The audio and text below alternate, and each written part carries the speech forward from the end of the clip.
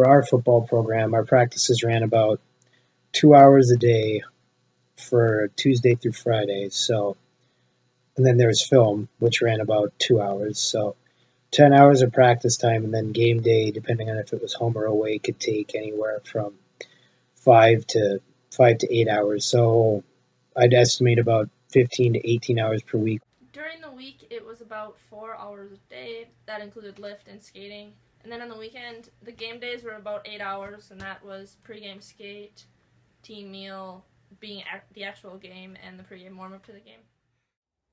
Hey, I'm Bryce Johnson. I played Bethel University tennis, and each week we would put about 2 hours into practice and then maybe 4 or 5 hours in for a match each time, maybe once or twice a week. The way our program was set up, there were excused absences and there were unexcused absences.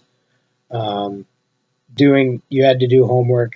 Homework was your own thing. Homework was not an excuse for being away. If you were sick, they would have preferred if you'd stay away from practice because you wouldn't want other people getting sick. So there wasn't really a consequence for that. But um, after so many absences, guys were just asked to hand their stuff in and be done with it because if you can't make the time commitment, then you don't deserve to be a college athlete.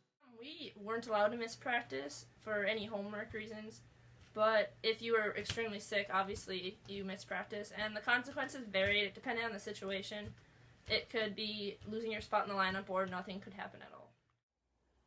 The consequences for missing practice as a tennis player weren't too much. Our coach was really great, and he continually taught us that we were students first and athletes second. And so if we had to miss something for academics, like I did when I was working with a youth group for my internship or something, then he was okay with that as long as we let him know there wasn't anything that went wrong. So that was pretty good, and he was really nice about that. I mean that was just kind of part of the balancing act of being in college. I mean that kind of took part of my that kind of became part of my social life. So I guess instead of hanging out with friends in a dorm room, it was hanging out with friends on the football field or seeing them in the weight room. I mean that kind of it helped. It helped making it forced me to budget my time a little bit better. So um, but being in a Division III program kind of helps because your schedule isn't as set as say a Division II or Division I program where you're basically with the team all day every day in season. You kind of just had a routine. Everyone had their own routine. Mine was I would go to practice or go to class, then go to practice, and then do my homework. And if I had time, I would have a social life. Your social life kind of really was your teammates. Everyone on your team was your friends, and that's kind of how it went. For juggling academics and sports and everything else in life, it was pretty easy, I think. I think our whole tennis team was really supportive of one another, and we really all did it because we enjoyed it.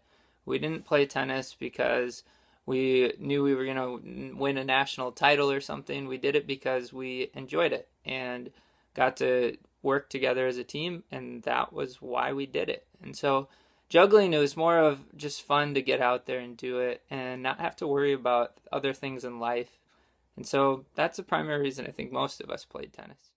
I didn't travel with the away team until my senior year of being on the football team. So I guess I didn't travel as much, but pretty much every venue we went to, it was a trip to either the Twin Cities or just south of the Twin Cities. Being a member of the MIAC made traveling a little shorter than some places we've been. Well, we had about 10 road series a year, and during a road series, it could vary from 2 hours away to across the country. And we always left on Thursday morning, and we come back either on Sunday or Saturday night.